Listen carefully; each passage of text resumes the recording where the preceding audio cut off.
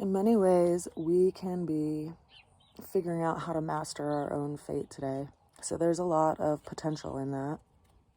But what does that mean? How do we master our own fate or become the masters of our own fate? So we have the Charioteers showing up as our opening card today.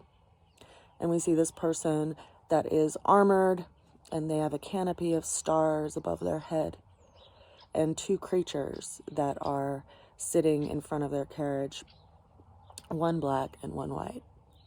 And so we're taking a look at how we lead ourselves through life and where we possibly need to learn how to pull in the reins. So we're mastering our emotions, we're mastering our mind, we're mastering where we put our attention and what we give our energy to. So we have these two creatures, and they can be symbolizing our emotions and our desire nature, and how these aspects of us lead us in one direction or another. And they don't have any kind of, controlling leash on them, and yet it is signaling our ability to manage our system and our desire nature and where we allow our attention to go in regard to our emotions.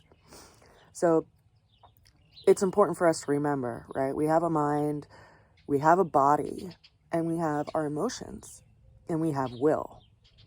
And when all of these are aligned, life can feel a lot more smooth flowing. But when they're not aligned, and we are quite literally spending a lot of time in our mind, or stirring up emotions and looking it over again and again and again, we can lose sight of the direction that we're going into because we're letting our attention fall into these places. But we can engage one of the other aspects of our being to help bring everything else into alignment. And what I mean by that is, for instance, I myself have learned through life that when my emotions are really heavy or really dense, I need to move my body. And I have to do something physical. And I have to give myself something to let my body and my muscles and everything move through that experience, rather than just thinking it over and turning the coin over again and again and again and again. That's what's worked for me. And, also doing automatic writing.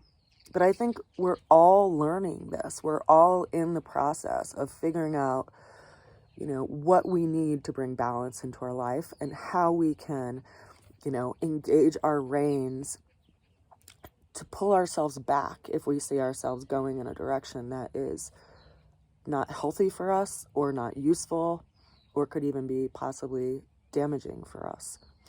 And it's important to recognize these things, right? So that we don't get stuck in our heads. We don't get stuck in this kind of paralyzed mental state, and instead we continue to be in motion. Now consider that water is always in motion, right? It's always shifting to another place or in a process of transformation. If you look at all the rivers, there's some that are very quiet streams, there's some that are really raging, and people can, go on rafts down them and have really exciting adventures. And there's times when the ocean is just got huge swells of water, and there's times when it's still. And our emotions are like that. They have all of these different textures, and they're not ever going to be in one space indefinitely. So it's key to consider that, and also to remember that we are the ones who are pulling in the reins and deciding which direction we go, just by where we put our attention and what aspects of our nature we feed. So make sure you feed yourself well. in all respects, you know, by impressions and food and company and all the things. Now, our challenge today shows up as this King of Pentacles. This guy, he's been showing up a lot. He's speaking to Taurus energy, which, if you've been watching my videos, you know there's a lot of intense Taurus energy going on right now. There's a lot of change. And this is a really stable card. It's, you know, a fixed earth energy governed by Taurus. And so showing up as our challenge today, it's really making us look at our values and where we want to go. Now consider, you know, for instance, this guy in this chariot. What is he moving toward? What do you really want in your life? What are you going to anchor yourself in? And it's important to consider that there has been a lot of change that's been out of our control in life, like in the actual world. And to not actually take that as a personal thing, right? How do you actually anchor yourself within all of that change? What kind of stability are you bringing into your own life? And that could be a challenge, especially because there's all this turmoil and all these things that are shifting. But I do trust that we all know what it is, and that we just need to put more of our energy and effort there than perhaps, you know, whatever we're turning over. The way that we're going to get through the challenge is the Seven of Wands. This person is holding their boundary. They're setting a standard around what they will let into their life and what they won't let into their life. So, for instance, you know, if you find yourself with a lot of tasks that you need to take care of during the day, and someone randomly reaches out to you and makes a demand or a command of some sort, how can we hold this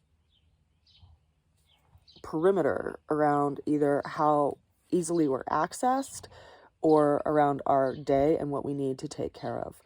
Because people will push against that, and it's important for us to actually hold that space, especially with ourselves. You know, like, for instance, if you find yourself spending a lot of time on social media or in, you know, television land, or watching the drama of news, but you really feel like you need to do something physical or make yourself food, or, you know, get that task done for work or whatever it is, how do you hold a boundary with yourself around what you need to get done so that things can actually get accomplished? And also respect that boundary for yourself when other people push against it. The ultimate outcome of the day. Ultimate outcome is the Page of Swords, another Mercury governed card. Now, it's speaking to Gemini energy, which I said we have the moon moving in that space in a couple days, and Mercury is actually in Gemini right now. But it's highlighting this the importance to communicate, to speak up for ourselves. Now, if you, for instance, find people pushing against your boundaries, but you never tell them, hey, that's not okay, then they're going to continue to push against your boundaries, and you may continue to be frustrated with that situation.